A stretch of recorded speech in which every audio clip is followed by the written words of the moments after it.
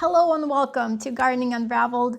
My name is Christina, and in today's episode, I will talk to you about how to start growing your own seedlings. I am so proud of you that you're taking this step. Now you can grow varieties that are not sold in your local nursery or greenhouse. There's no greater feeling than planting the seed, watch your seedling grow, watch it develop the fruit, and you say to yourself, I grew this from seed. So where can you source your seeds?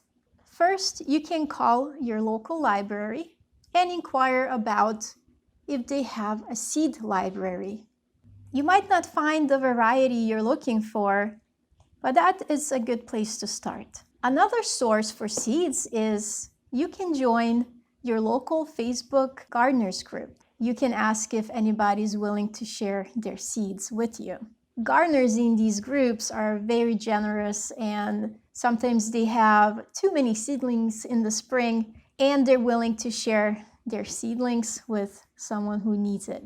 Another way to source seeds is buying seeds with your friends. Depending on the vegetable variety, the seed packet contains 20, 30, 50 seeds, and there is just no way you're going to use it even in 5 years.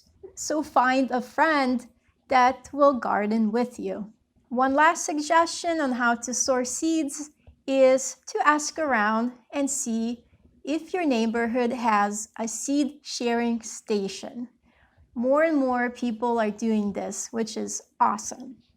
To start seeds, you will need a good seed starting mix. Usually it's derived from peat moss or coco coir. The best option for a small gardener is to get an 8-quart bag of the starting mix. A good starting mix retains moisture, doesn't dry out too quickly, is fluffy and has perlite, and then some nutrients. If you get the coco coir brick like this, then you would need to add perlite to aerate the mix and vermiculite to retain moisture. Coco coir tends to dry out quicker than peat moss.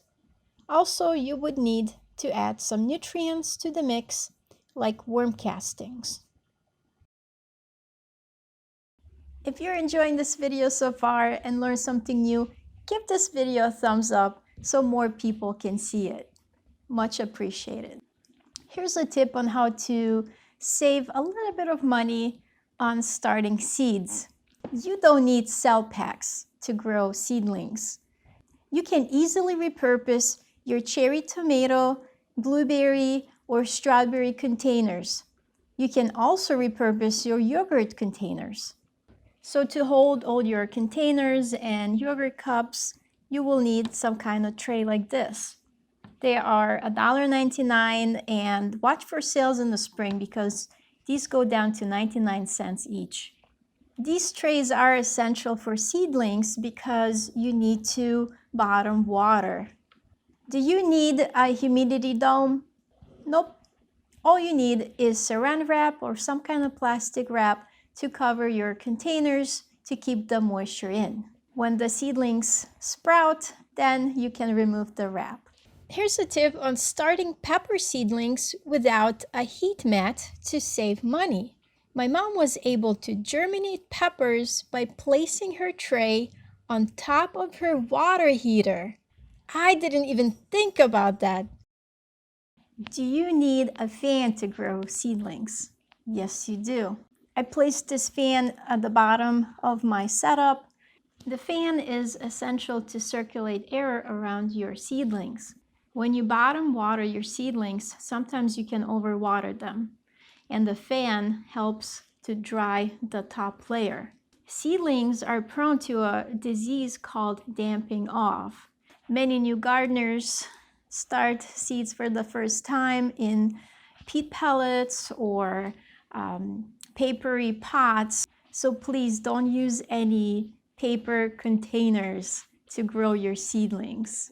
To grow healthy seedlings, do you need grow lights? Yes, yes, yes. I cannot stress that enough. Placing your seedlings on your windowsill is just not enough. Now, where can you source your grow lights? And what grow lights should you get? You can find grow lights at your local hardware stores. You can look on Facebook Marketplace for them. You can ask around for grow lights on the Facebook gardeners groups. Amazon has a huge selection of grow lights also.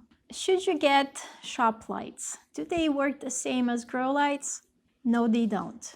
Grow lights are specifically designed for growing seedlings or plants. LED grow lights are by far the best option because they take less electricity and produce less heat and last longer. I purchased this grow light on Amazon in 2017.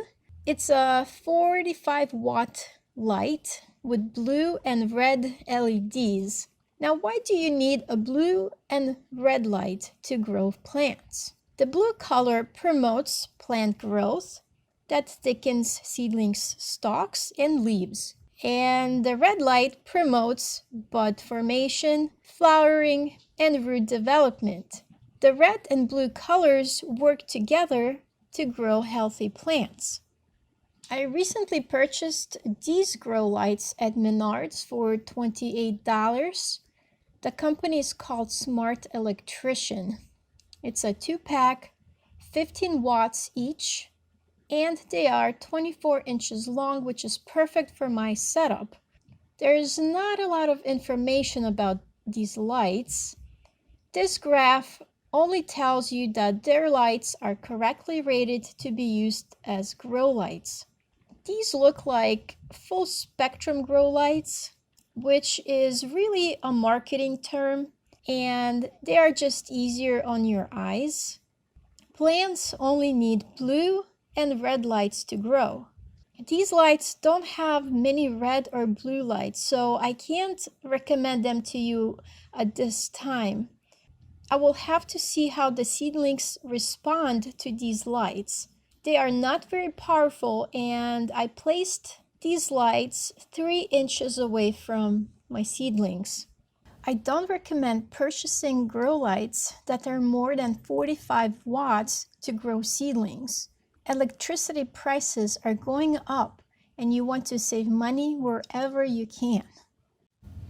For my setup, I'm using the mini greenhouse rack that I already had.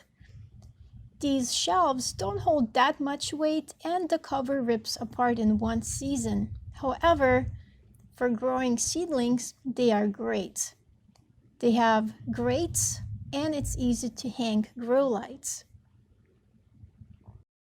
I've wrapped the rack with emergency blankets or mylar to contain the light so that it reflects back onto the seedlings. It only took 2 blankets.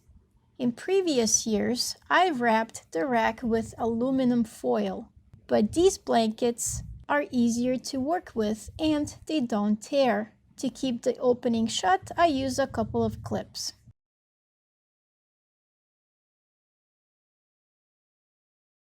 You can watch my next video right here on how to start pepper, onion, and celery seeds.